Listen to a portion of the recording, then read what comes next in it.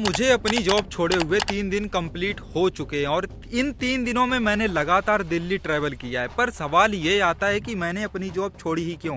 मैं भाई मरना पसंद करूंगा पर जॉब करना नहीं पसंद करूंगा लिटरली। तो मुझे अपनी जॉब छोड़ने का एक सिंपल सा रीजन था कि मुझे कुछ ऐसा करना था जिसे मुझे बहुत ज्यादा प्यार आता हो, जिसे मुझे करने में बहुत मजा आता हो, जिसे आप अपनी फटी हुई हालत में भी शुरू कर सकते हैं। वो है बिजनेस और कुछ ऐसा क्रिएटिव क्रिएट करना जो लोग थिंक कर पाते हैं सिर्फ। तो मैंने इन 3 दिनों में 3 ऐसे बिजनेस आइडिया फाइंड करे हैं। कम बजट में शुरू कर सकते ऐसे बिजनेस आइडियाज़ को फाइंड करूंगा जो कि एक प्रॉफिटेबल बिजनेस होंगे और ये बिजनेस आइडिया एकदम प्रैक्टिकल होंगे और मैं खुद इनको करने वाला हूँ। मैं सच बताऊँ तो मैं तुम लोगों की तरह बिल्कुल भी नहीं है जिसे बिजनेस आइडिया फाइंड करना है तो भाई यूट्यूब पे सर्च करता है और ChatGPT जैसे खतरनाक टूल का यूज करता है। ये सब वाहियात की चीज़ है भाई। अगर जो तुमको एक्चुअल में बिजनेस करना है तो मार्केट में उतरो मेरी तरह। ये प्रैक्टिकल वीडियो है, बिल्कुल भी स्क्रिप्टेड नहीं है और आज की ये वीडियो मास्टर क्लास हो सकती है क्योंकि आज तक ना तो ऐसी कोई किसी ने यूट्यूब पे वीडियो बनाई है, ना ही भाई किसी की हिम्मत है। सब क्या करते हैं, सब कॉपी पेस्ट करते हैं। लेकिन आज अपन ओरिजिनल कंटेंट बनाएंगे। ये अपना बैग रहा और अपन पहले नाश्ता पानी करते हैं और इसके बाद आवाज़ नहीं निकल रही भाई, कुछ खाया नहीं, सुबह से खाएंगे नहीं तो आवाज़ कैसे निकलेगी। तो जैसा कि आपने पहले एपिसोड में देखा है कि मैं एक कश्मीरी गेट बस अड्डे पे सोया हुआ था और वहाँ पर जो मेरी रात कटी वो सिर्फ मुझे पता है। जिस लेवल की मुझे ठंड लगी रही थी रात में वो सिर्फ मुझे पता है। पर कोई ना, सो के 5 बजे उठा तो सबसे पहले उठने के बाद मैंने 7 बजे के आसपास कश्मीरी गेट से एक पास बनवाया बस का और निकल चुका अपनी पहली लोकेशन की ओर। तो मेरे जो शाम के केले और ब्रेड बचे हुए थे मैंने उनको कंज्यूम किया और निकल पड़े हम अपनी पहली लोकेशन की ओर जहां पर हमको हमारा पहला बिजनेस आइडिया मिलने वाला था। तो हमारा पहला बिजनेस आइडिया है बुक बिजनेस। ये दिल्ली की सबसे बड़ी बुक मार्केट में से एक है जो कि सिर्फ संडे को लगती है और मैंने एक बुक यहाँ से बाई करी है जिसका नाम है 48 पावर ऑफ लॉ। जो इसकी प्राइस अमेज़ोन पे चेक करोगे जाके ना तो 100 रुपये से 500 रुपये के बीच में मिलेगी और इसको मैंने सिर्फ इस मार्केट से 80 रुपये में ख़रीदा है। अगर जो होलसेल में ख़रीदते तो ये शायद 50 रुपये की पड़ जाती, 50-60 रुपये की। वही मार्केट घूमते हैं और इसका एकदम एक्चुअल में रोड मैप देते हैं कि बुक बिजनेस को प्रॉफिटेबली कैसे रन कर सकते हैं। है अपनी भाई महिला हाट मार्केट। यार सबसे पहले मेरे को ये पता लगाना है कि यहाँ पर लोग सबसे ज़्यादा किस तरह की चीज़ों को बाई कर रहे हैं। हमको हमारा बुक बिजनेस शुरू करने से पहले हमको ये सबसे पहले पता करना पड़ेगा कि हमको एक्चुअल में हमारा लक्ष्य क्या है। बुक बिजनेस शुरू करने से पहले हमको ज़्यादा पैसा कमाना है या फिर नेटवर्क बिल्ड करना है, जो भी हो सकता है आपको वो पता करना है। तो मुझे भाई पैसे कमाने के साथ साथ एक अच्छा नेटवर्क बिल्ड करना है। बुक बिजनेस से अच्छा बिजनेस कोई हो नहीं सकता है। मैं इसको बहुत डिटेल में समझाने वाला हूँ, पहले मार्केट को ध्यान से समझो। मुझे नॉन फिक्शन बुक्स पढ़ने में और लोगों को पढ़ाने में बहुत मज़ा आता है। ये देखो 1000 ऑफ बुक्स, ये अपनी rich dad and poor dad my favourite book है। पहले सबसे पहले मैंने यहीं से ज़िंदगी की शुरुआत करी थी। मार्केट बढ़िया है पर ये समझना ज़रूरी है कि लोग सबसे ज़्यादा किस तरह की बुक पढ़ना पसंद करते हैं। ये तो उसी से बंदे से पता चल जाएगा जिससे हम होलसेल में बुक बाई करेंगे, वो खुद ही बता देगा। हाँ, अगर जो अच्छा सा कन्वर्सेशन रखेंगे तो भाई कर सकते हैं। और मैं इसकी स्ट्रेटजी बताता हूँ। एक बिजनेस स्टार्ट करना वो एक अलग चीज़ हो गई और एक स्ट्रेटजी अलग चीज़ हो गई। तो भाई तुम्हें क्या लगा था कि मैं इस तरह से बिजनेस आइडिया बताऊंगा जो भाई एकदम समझ से बाहर हो, जो एकदम प्रैक्टिकल बिल्कुल हो ही ना और एकदम नॉर्मल से भाई यहाँ से चीज़ खरीदो, यहाँ पे पटक दो, बस हो गया, सिंपल सा कॉन्सेप्ट। नहीं यार, मैं यार यहाँ पे पैसे कमाने के लिए नहीं आया, यहाँ अपने खुद को ट्रांसफॉर्म करने के लिए आया। यहाँ पे कुछ थोड़े पैसे नहीं कमाने, बहुत ज़्यादा पैसे कमाने हैं। तो ये बात ये अलग है कि हमको कुछ इंस्टेंट पैसे चाहिए क्योंकि भाई पैसे के बिना कुछ नहीं होगा। और मेरे को भाई बुक बिजनेस शुरू करने से पहले एक चीज़ को समझो, वो भी डीपली समझो, क्योंकि मैं जो समझाऊंगा मैं अपने डेटाबेस से समझाऊंगा। आप जो समझोगे वो अपने डेटाबेस से समझोगे। तो अपनी थिंकिंग का यूज करके खुद समझने की कोशिश करो कि जो बुक पढ़ते हैं, जैसे कि मैंने बुक सिलेक्शन में मैंने नॉन फिक्शन बुक्स को सिलेक्ट किया है कि मैं ये वाली बुक्स को सेल करूंगा। तो एक बार खुद सोच के देखो कि जो नॉन फिक्शन बुक्स पढ़ते हैं वो कोई नॉर्मल बंदे होते नहीं, उनकी थिंकिंग नॉर्मल होती नहीं, वो एक्चुअल में पावरफुल बंदे होते हैं जिन्होंने कुछ उखाड़ा होता है या फिर कुछ उखाड़ने वाले होते हैं। जैसे खुद में मुझे देखो, मैंने नॉन फिक्शन बुक्स पढ़ी हैं जो मुझे कोई बेचेगा और ऐसे एकदम मार्केट से अलग बंदा दिखेगा जो मेरी तरह है। मान लो कोई बंदा जो बुक सेल कर रहा है, जो दिखने में लुक अच्छा है, कम्युनिकेशन अच्छी है, जो अपने बारे में बता रहा है, कम्युनिकेट कर रहा है, भाई मैं उससे हेल्प बुक तो बाई करूँगा ही, साथ में मैं उससे शायद हो सकता है कि मैं उससे डील कर लूँ कि भाई आजा साथ में कुछ मिलके करते हैं। तो बुक बिजनेस शुरू करने का मेन मोटिव ये होता है कि बुक बिजनेस करना इसलिए बेटर है क्योंकि जो बुक पढ़ते हैं वो नॉर्मल बंदे पढ़ते नहीं हैं और एक पावरफुल बुक पढ़ते हैं। अगर जो तुमने उन लोगों से एक अच्छी फ्रेंडशिप और रिलेशन बिल्ड कर पाए तो भाई 99% प्रॉब्लम तुम्हारी यहीं पे सॉल्व हो जाएगी और भाई तुम एक नई जर्नी की ओर निकल जाओगे। तो भाई अपना जो पहला स्टेप था कि हमको बुक बिजनेस क्यों करना चाहिए, उसका माइंडसेट हमने तुमको कम्प्लीटली दे दिया है। तो मैं एक इंट्रोवर्ट बंदा हूँ जो फ़ोन पे तो बकचोदी कर लेता है, ऑफलाइन मार्केट में इतनी नहीं कर पाता है, लोगों से बात नहीं कर पाता है, थोड़ा डर रहता है, थोड़ा अजीब लगता है। तो भाई इंट्रोवर्ट हो तो भाई अब आते हैं लाइन पे, क्योंकि भाई जो नया बंदा है जिसने कभी बुक्स नहीं सेल करी हैं और इसे रोड पे नहीं गया है तो उसके लिए बहुत ज़्यादा चैलेंजेस हो सकते हैं। तो भाई समझो कि मान लो तुम अच्छी रिलेशन बिल्ड नहीं कर पा रहे हो और अच्छे से बातचीत नहीं कर पा रहे हो, तो भाई सिंपल सा जो मार्केट में कर रहे हैं बस वैसे ही करो। तो भाई अब दूसरी स्टेप ये है कि ऑफ़र बिल्ड करो। जैसे कि मान लो कोई बंदा आया जो तुमसे बुक बाई कर रहा है तो भाई उसको ऑफ़र दो। एक बुक खरीदी तो दूसरी बुक के लिए ऑफ़र दो, और जो तुम बुक बेच रहे हो उसके बारे में तुमको पता होना चाहिए डीपली। उस बुक के बारे में एक एक बात पता होनी चाहिए ताकि तुम कस्टमर को एक नहीं 1000 ऑफ बेनिफिट बता सको कि ये बुक उनको क्यों पढ़नी चाहिए। फॉर एग्जांपल कि ये बुक को लिखने में कितना टाइम लगा है, दूसरा ये बुक एक्चुअल में तुमको क्यों पढ़नी चाहिए, तीसरा ये एक बेस्ट सेलर बुक भी है, और चौथा कि ये बुक तुम्हारी लाइफ को कैसे चेंज कर सकती है और इसकी पावर क्या है बुक की। तो ये कुछ चीज़ें बुक के बारे में इंट्रोडक्शन दे सकते हो सिंपल्स। और जो बंदा खरीदने आएगा बुक, मान लो जो मैं हूँ, मैं मार्केट में गया हूँ भाई, मैं बुक खरीदने गया, नॉन फिक्शन बुक्स पढ़ना पसंद है, मैं किसी शॉप पे गया भाई, मैं बुक खरीद रहा हूँ भाई, मुझे जब बुक के बारे में पता होगा कि भाई एक्चुअल में मुझे कौन सी बुक पढ़नी चाहिए और वो बुक के बारे में पता ही नहीं तो मैं खरीदूंगा भाई, एक दो पन्ने पलटे समझ में नहीं खरीदूंगा। लेकिन अगर जो मैं एक प्रोफेशनल सेलर हूँ और मैं उस बुक के बारे में बताऊँ कि ये तुम्हारी प्रॉब्लम कैसे सॉल्व करेगी बुक, मैं वो बुक खरीदूंगा। तो भाई ऐसे सेल करनी है। पहली बुक सेल होने के बाद दूसरी बुक के लिए तुमको उसको ऑफर देना है कि अगर जो आप तुम दूसरी बुक खरीदते हो, 2 बुक खरीदते हो, तो मैं तुमको एक टेलीग्राम कम्युनिटी का हिस्सा बनाऊंगा जो मैंने खुद बिल्ड करी है, जिसकी एक्चुअल में वैल्यू 10,000 से भी ज़्यादा है, लेकिन मैं तुमको वो एकदम फ्री में दूंगा अगर जो तुम 2 बुक को बाई करते हो। तो टेलीग्राम कम्युनिटी में क्या करना है, सिंपल सी बात है भाई, जो बुक्स हैं ऐसा नहीं करना भाई कहीं से भी एकदम बोल दिया भाई 1000 बुक्स मैंने टेलीग्राम पे, ऐसा कुछ नहीं करना भाई। उसमें वैल्यूएबल वाली अपलोड करनी है अपने टेलीग्राम चैनल पे बुक्स। मैं कैसे बताऊं, एक टेलीग्राम कम्युनिटी बनानी है, उसमें एक पावरफुल बुक्स जो प्रीमियम वाली हैं उनकी इसमें अपलोड करनी है, जो पीडीएफ लोग सेल करते हैं उसको इसमें अपलोड करना है, और उन लोगों को मतलब जो बुक सेकंड बुक के लिए ऑफर दिया है उनको वो गिफ्ट देना। एक्चुअल में डीपली समझाना है, जब तुम खुद करने जाओगे, जब तुम्हारी खुद फट रही होगी तब तुम ये अच्छे से समझ पाओगे कि भाई मैं क्या समझाने चाह रहा हूँ। तो भाई बुक बिजनेस जो है ना, इसको करने के लिए मेरी कम से कम 1 साल से प्लानिंग है। मैंने इतनी सारी चीज़ें इसके बारे में सीखी हैं कि मुझसे इसके बारे में कोई भी कंसल्टेंसी ले सकता है भाई, कोई भी कोचिंग ले सकता है। तो भाई इस बिजनेस आइडिया को यहीं पे ख़त्म करते हैं और दूसरे बिजनेस आइडिया की ओर बढ़ते हैं, क्योंकि इस बिजनेस आइडिया के बारे में मेरे पास बहुत माइंड में नॉलेज है, और जितनी भी है सारी की सारी वैल्यूएबल है। वो तुम्हें सारी चीज़ें तब समझ में आएंगी जब तुम एक्चुअल में करने जाओगे। बिजनेस आइडिया को यहीं पे ख़त्म करते हैं और दूसरे बिजनेस आइडिया को समझते हैं। तो नंबर 2, बिजनेस आइडिया की ओर बढ़ने से पहले हम तुमको ये बता देते हैं कि बिजनेस आइडिया ढूंढने से नहीं मिलते हैं, ऑब्जर्व करने से मिलते हैं। तो नंबर 2, बिजनेस आइडिया को हम खोजने के लिए नहीं, हम एक्चुअल में घूमने के लिए गए थे लाल किला और इंडिया गेट। हम इसके लिए एक कॉल रिकॉर्डिंग सुना रहे हैं जो हमने अपने ये आइडिया अपने दोस्त को बताया था, और वहाँ पे एक अच्छी कन्वर्सेशन हुई थी और उसने भी आइडिया दिया था, फीडबैक दिया था कि एक्चुअल में वो कैसे काम कर सकता है। तो रिकॉर्डिंग सुन लो यार। क्या भाई 3 दिन में जो रोड पे सोया था? एक बात बता, सच बता, तू रोड पे सोया था?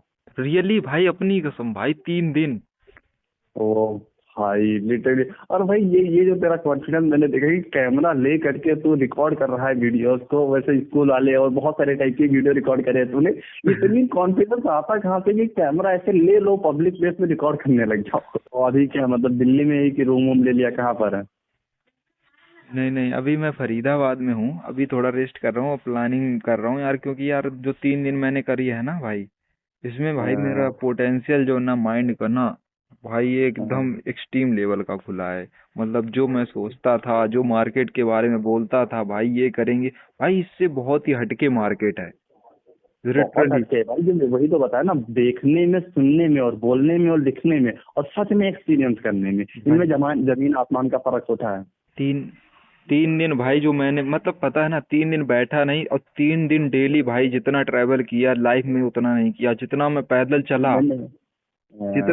जितना मैं पैदल चला हूँ ना भाई, 20 किलोमीटर कम से कम डेली। भाई ये बंदा डिसीजन कोई नहीं दे सकता जो मैंने डिसीजन लिया लिटरली, और किसी को नहीं वही पता बात कि है मैंने भाई, ये बताया चीज़ ना कि ये जो डिसीजन है तुम्हारी डायरेक्ट विल पावर को दिखाता है कि भाई इस लेवल का विल पावर जो होना कि ये मतलब चीजों को अच्छी, मतलब बड़ी बड़ी चीजों को लात मार देना और फिर रोड पे सो जाना, अपने आप में बहुत बड़ी बात होती है। दिस माइंडसेट के साथ, मतलब जो इस लेवल का एटीट्यूड होता है, वहां पे अपने आप को नीचे सुनाना इस लेवल पर वो थोड़ा सही नहीं लगता। फिर भी ये विल पावर का कमाल है कि तुमने ये किया और बहुत अच्छा किया। तो मेरे को एक आइडिया आया, बिजनेस आइडिया। मैं जब लाल किला घूम रहा था और जब मैं वहाँ इंडिया गेट घूम रहा था, तो एक भाई बंदा आया मेरे पास, बोला कि भाई फोटोग्राफी करानी है। मैंने कहा चूतिया है क्या, मतलब मैंने ऐसे करके बस मैंने कहा तेरे से अच्छा मेरा कैमरा है। मैंने कहा डीएसएलआर फेल कर देगा, आज के टाइम इतने इतने खतरनाक आई मेरे भाई एचडी फोटो कर देते। तो भाई उसको, तो भाई मैं उसको पता है क्या बोलने वाला था, लेकिन मैंने बोला नहीं। मैं उसको बोलने वाला था कि यार क्या वही तो पुराने 10 साल पुराना जो वो है ना, फोटोग्राफी कर रहा है और भाई रील बना। भाई मैं उसको बिजनेस आइडिया देने वाला था। बहुत सही, बहुत मैंने सही। कहा भाई रील एडिट करके दे। आज के टाइम पे जो चल रही है ना, स्टेप रैंपिंग जो हो रही है, फलाना ढिकाना है ना, स्पीड रेंटिंग और सिनेमेटोग्राफी, दो चीजें इस रील्स में बहुत ज्यादा फेमस है। किसी को बोलो कि भाई तुम्हारी 1 नंबर की बॉडी शोइंग रील बना के दूंगा और तुम इतनी पेमेंट कर दो, और लड़कियां जो होती हैं वो मान जाती हैं अगर तुमको कन्विंस करना आता है। तो भाई मैंने ये आइडिया आया, मैंने कहा बुक बिजनेस से ये आइडिया चलेगा मेरे हिसाब से। लेकिन ना भाई वहां पर तुम्हें करना क्या है, सिंपल फोन लेके नहीं निकलना। फोन के ऊपर एक लेंस लगा लेना ताकि तुम लगोगे हाँ फोटोग्राफर हो। सिर्फ फोन लोगे ना तो ऐसा कुछ नहीं होगा, या तो कैमरा ही लेना। मतलब एक होता है कि होना एक अच्छी बात है, लेकिन उसे दिखाना ये भी तो जरूरी होता है अगर तुम उसे सेल करना चाहते हो। हाँ ये तो है। हाँ, तो अगर तुम खाली मोबाइल लेकर निकल जाओगे कि मैं फोटोग्राफी कर रहा हूँ, रील्स बना रहा हूँ, तो वहाँ पे लोगों को लाइक नॉर्मल लगेगा। लेकिन वहीं पर तुम 3-4 लेंस लगा लोगे, एक स्टैंड हाथ में पकड़ के रखोगे, तो तुम लगोगे कि हाँ रील्स बनाते हो तुम। हाँ ये तो है। तो भाई बस 2-3 एलिमेंट को ऐड करने से तुम्हारा जो क्रेडिबिलिटी या ट्रस्ट फैक्टर होता है वो बढ़ जाता है। बस ये बता रहा हूँ। तो मतलब कि वही है कि मैंने सोचा है कि पहले 8-10 बनाते हैं, पहले खुद प्रैक्टिस करते हैं, तो वहां जाके ना मतलब मेरा टारगेट रहेगा कि दिन के 5 मतलब सिर्फ मेरे को एडिट बनाने हैं, और 500 रुपये 100 रुपये एक चार्ज करूंगा बस। हाँ तो बहुत सही है भाई। 100 रुपये अगर चार्ज करोगे 1 घंटे में तो बन जाएंगे तुम्हारे 500 रुपये हो जाएंगे, और ऐसे करके अपना प्राइस बढ़ा भी सकते हो और बहुत सारे लोगों से कोलैबोरेट भी कर सकते हो। हम अपना थर्ड बिजनेस आइडिया को फाइंड करने के लिए बस पकड़ के निकल पड़े अपनी पहली लोकेशन की ओर, जहां पर हमको तीसरा बिजनेस आइडिया मिलेगा। वो है करोल बाग। करोल बाग कम से कम हम 4 घंटे से घूम रहे हैं और मेरा माइंड पूरी कंप्लीटली कंफ्यूज हो चुका है। मेरा माइंड प्रोसेसिंग में नहीं रहा भाई। मैंने आज से पहले इतनी बड़ी मार्केट कभी नहीं देखी थी और इतनी सारी चीज़ें मैंने देखी, मेरा माइंड काम ही नहीं कर रहा। लेकिन बट हाँ, मैं सारी चीज़ें अपने माइंड को फिट कर रहा हूँ, सिग्नल भेज रहा हूँ, ताकि बाद में मेरे को एनालाइज करके हमारा माइंड कुछ अच्छी चीज़ें निकाल के दे। अभी नहीं तो कभी ना कभी हमारे लिए ये सारी चीज़ें काम आएंगी, बट अभी घूम लेते हैं और सारी चीज़ें कैप्चर कर लेते हैं। क्या पता हमारा माइंड कब बरकी में आ जाए और हमको अच्छे रिजल्ट ला के दे दे। जब तुम खुद अपना घर द्वार छोड़ के और तुम इस तरह से मार्केट में अपनी चप्पल घिसने के लिए आओगे, तब सारी चीज़ें समझ में आएंगी। अभी तो तुमको क्या है भाई, वीडियो देख रहे हो, मज़ा आ रहा है बस।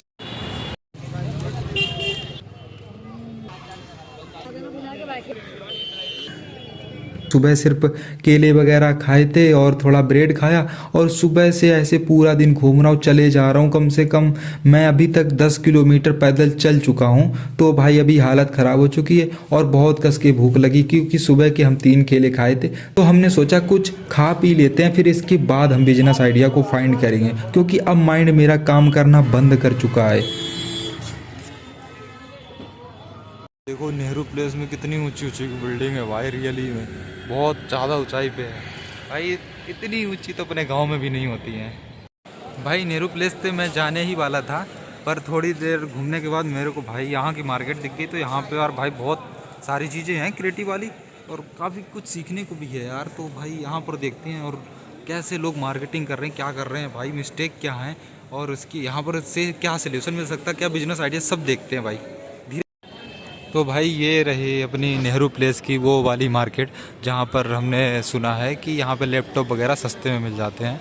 तो भाई यहाँ की भी मार्केट को एनालाइज कर ले, क्या पता भाई कोई बिजनेस आइडिया ही निकल आए। वैसे भाई मैं इंट्रोवर्ट हूँ और इस सिचुएशन में नहीं हूँ कि भाई किसी से बैठ के इतना आसानी से बात कर लूँ, और भाई थोड़ी दिक्कतें तो झेलनी पड़ रही हैं ना, पहली बार आया हूँ। तो भाई बहुत बड़ी मार्केट है, इसको पहले घूमते हैं, समझते हैं, एंजॉय करते हैं। Mobile laptop repairing, mobile repairing और गेमिंग की जितने भी सामान है ना भाई, बहुत सारी चीज़ें यहाँ पे मिल रही हैं। गेमिंग पीसी वाला ओ भाई आ चुके हैं चांदनी चौक मार्केट में, और यहाँ पर देखते हैं कि हमको कोई बिजनेस आइडिया मिले। अभी तक हमको 3 बिजनेस आइडिया मिल चुके हैं, तो हम इनको एक एक करके तुमको समझाएंगे। हम ऐसे बिजनेस आइडिया नहीं बताना चाह रहे थे जो सिर्फ एक बिजनेस हो, जिसमें कोई मतलब एक्चुअल में बिजनेस वाली कोई बात ही ना हो। तो ऐसे बिजनेस आइडिया मैं नहीं बताना चाह रहा था। मैं एक्चुअल में ऐसे बिजनेस बताना चाह रहा था जिनको प्रैक्टिकली और कम पैसों में और जल्दी फास्टली किया जा सके, कुछ ज़्यादा सेटअप करना ना पड़े। तो कुछ ऐसे बिजनेस आइडिया हमने 3 फाइंड कर लिए हैं, तो हम उसको एक एक करके बताएंगे। पहले ये वाली मार्केट को और घूम लेते हैं, चांदनी चौक मार्केट को, फिर इसके बाद देखते हैं। आज भाई बहुत लंबा चौड़ा सफ़र किया है मैंने, मैं बताता हूँ। कश्मीरी गेट से मैंने टिकट पास लिया 50 रुपये का। कश्मीरी गेट से मैं गया करोल बाग से भाई फिर रिटर्न लिया, आनंद विहार गया, आनंद विहार से शास्त्री पार्क नहीं सीलमपुर गया, फिर शास्त्री पार्क गया। लिटरली मेरा माइंड ब्लैंक हो चुका है इतनी सारी चीज़ें देखने के बाद। अब माइंड को चाहिए रेस्ट, और जो सारी चीज़ें देखी हैं उनको एनालाइज करूँगा बैठ के आराम से, शांति से, और फिर एक बिजनेस आइडिया को टेस्टिंग के लिए आएंगे फिर हम, ताकि जैसे कि ऐसा नहीं है कि हम बिज़नेस आइडिया बता दिए और फिर एक नेक्स्ट वीडियो बना दी बिज़नेस आइडिया पे, दिल्ली जा रहे हैं, पिछली बार नहीं ज़्यादा बता पाए तो इस बार और ज़्यादा बताएंगे। ऐसा कुछ नहीं, हम उन्हीं बिज़नेस आइडिया जो फाइंड करें उनको टेस्ट करेंगे कि हमने जो एक्चुअल में बिज़नेस आइडिया फाइंड करे वो प्रैक्टिकली हैं, किए जा सकते हैं, कि बस ऐसे ही मनगढ़ंत कहानियाँ आएँ, मन घड़न कहानियाँ आएँ, मतलब बनी बनाई कहानियाँ आए, स्क्रिप्टेड वीडियो, ऐसा कुछ नहीं। तो इसको पहले हम टेस्ट करेंगे जो बिजनेस आइडिया हमने बताए हैं आपको, और चलते हैं पहले चांदनी चौक मार्केट। साहब यहाँ पर क्या कतई जहर वाली भीड़ है भाई। बिजनेस आइडिया तो बहुत है यहाँ पर ऐसे कुछ भी बिजनेस आइडिया नहीं मेरे को बताने हैं जो मतलब नॉर्मल हो। अब तक हमने 3 से 4 मार्केट को घूमा, दरियागंज हो गया। हमको समझ में आया लोग जिस तरह से बिहेव कर रहे थे और जिस तरह से उनकी सेलिंग पॉइंट थी, तो मुझे समझ में आया कि यहाँ पर एक लूप होल है। सोशल मीडिया मार्केटिंग एजेंसी की ज़रूरत है यहाँ पर, और ये एक्चुअल में बहुत बड़ा बिजनेस बन सकता है। यहाँ पर लोगों की समझ नहीं है कि सोशल मीडिया मार्केटिंग एजेंसी क्या होती है। इन लोगों के लिए नहीं तो खुद के लिए मार्केटिंग एजेंसी बनाओ और इसको डीपली समझ सकते हो। हम इससे एक्चुअल में अमीर बनेंगे इस बिजनेस को करके, तो हम इसको आगे चल के डीपली समझाएंगे। तो आज का तीसरा बिजनेस आइडिया को यहीं पर ख़त्म करते हैं। मैं अभी पेमेंट लेने के आया था भाई, सिक्योरिटी गार्ड की जॉब कर रहा हूँ, जो कि मेरे को बहुत ही ज़्यादा बुरा लगता है और इसीलिए मैं प्लानिंग कर रहा हूँ कि मैं अपनी जॉब छोड़ दूँ। तो मैंने टोटली कम से कम यहाँ पर बैठ के, मैं 10 दिन से यहाँ पर हूँ, तो मैंने टोटली एनालाइज करी 5 से 10 बिजनेस आइडिया हमने फाइंड करे हैं अभी तक, और सच में वो सारे के सारे वर्किंग है। लेकिन भाई इतने 3 आइडिया बताने में भाई मेरी वीडियो 20 मिनट की हो चुकी है, और हम वो सारी चीज़ें बताएंगे भाई, हम इतनी जल्दी कहीं मरने वाले नहीं हैं, हम सारी चीज़ें एक एक करके बहुत सारी चीज़ें एक्सपीरियंस करेंगे और सब कुछ तुमको बताएंगे डीपली। तो सब्सक्राइब करना या ना करना, पर अपने दोस्तों को शेयर कर देना कि इस लेवल का भी स्ट्रगल किया जा सकता है।